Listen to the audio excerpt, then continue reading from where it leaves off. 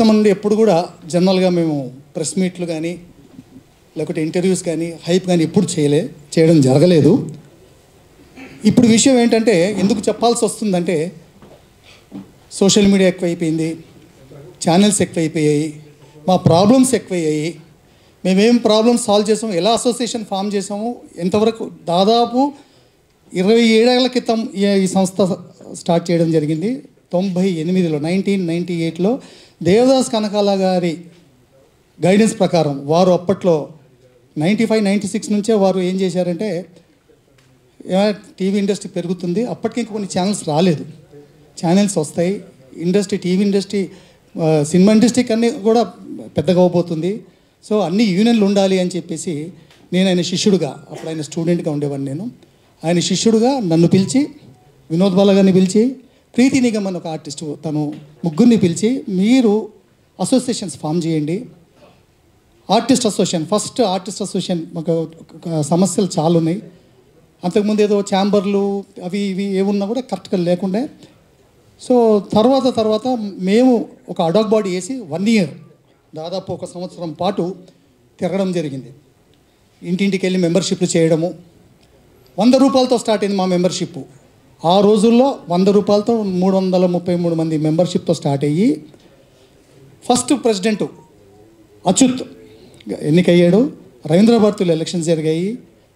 ఆ తర్వాత నేను అప్పుడు ట్రెజరర్గా, అంటే మేము కూడా చిన్న పదవుల నుంచి నేర్చుకుంటూ ఎలా పనిచేయాలి, మా సీనియర్స్ నుంచి మేము అసోసియేషన్లో అసలు బైలాస్ అంటే ఏంటి, మినిట్స్ అంటే ఏంటి, కోరం అంటే ఏంటి, ఒక్కొక్కటి స్టెప్ వేసుకుంటూ అన్నీ నేర్చుకుంటూ ఎలా మాట్లాడాలి, ప్రొడ్యూసర్స్తో ఎలా మాట్లాడాలి, ఛానల్స్ వాళ్ళతో ఎలా మాట్లాడాలి, ఎలా మనం ప్రాబ్లమ్స్ సాల్వ్ చేసుకుంటూ పోవాలి, ఎవరికి ఏ రకమైన ఇబ్బందులు పెట్టకుండా కలగకుండా అలా 27 ఇయర్స్ నుంచి మేము పెట్టిన తర్వాత మేము కూడా చాలా అసోసియేషన్స్ అప్పట్లో ఇతర అసోసియేషన్స్ ఇండస్ట్రీలో ఉన్న అన్ని క్రాఫ్ట్స్ అసోసియేషన్ నేను వినోద్ బాల కలిసి ప్రారంభించడం జరిగింది. కానీ కాలక్రమేణా అవి కొన్ని వెళ్ళిపోవడం, అంటే వాళ్ళు ఆపేశారు.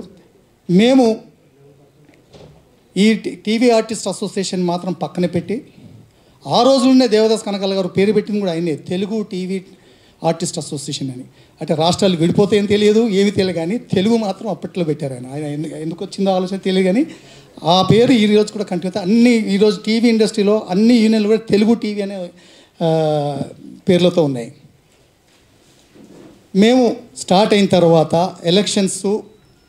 ఫస్ట్ ఎలక్షన్స్ స్టార్ట్ చేసాం. ఫస్ట్ టర్మ్ అయితే చాలా అద్భుతంగా జరిగింది, చాలా పెద్ద ఎత్తున జరిగింది, చాలా వచ్చారు జనము. తర్వాత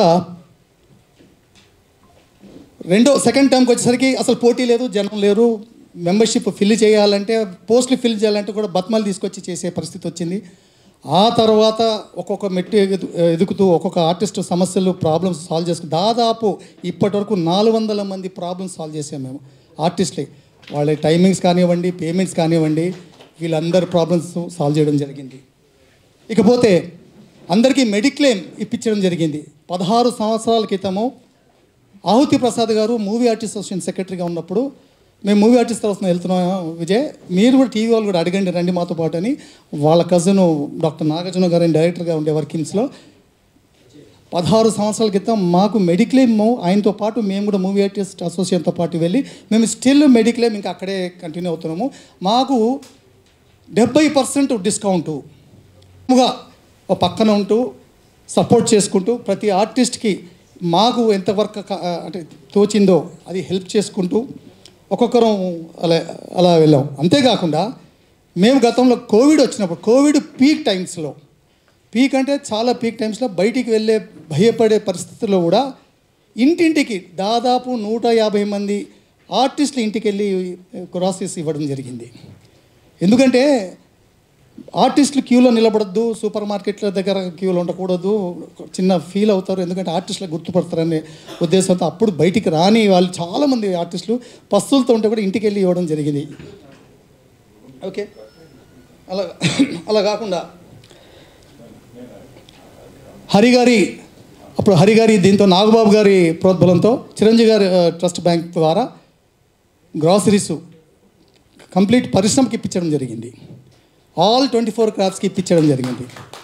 అలాగే తలసాని శ్రీనివాస్ యాదవ్ గారు నన్ను వినోద్ బాల గారిని పిలిచి మొత్తం సినిమాలకు ఇస్తున్నామయ్యా, టీవీ వాళ్ళు కూడా ఇవ్వాలి, ఎన్ని ఉంటాయంటే దాదాపు 8,000 గ్రాసరీస్ కిట్స్ మాకు శ్రీనివాస్ యాదవ్ గారు ఇస్తే అది కూడా ఇవ్వడం జరిగింది. అంతేకాకుండా ఒక 150 మంది ఆర్టిస్టులకు ఫైనాన్షియల్ అసిస్టెన్స్ ఇచ్చాము. చెప్పము మేము, ఎందుకంటే ఏ ఇష్యూ కూడా బయట చెప్పము. ఇది చేసాము ఎందుకంటే ఒక ఆర్టిస్ట్ ఒక ప్రాబ్లం పెట్టినప్పుడు ఒక ప్రొడ్యూసర్తో ఒక ఛానల్తో ప్రాబ్లం సాల్వ్ చేస్తాం, కానీ ఆ ప్రాబ్లమ్ని మేము పబ్లిసిటీ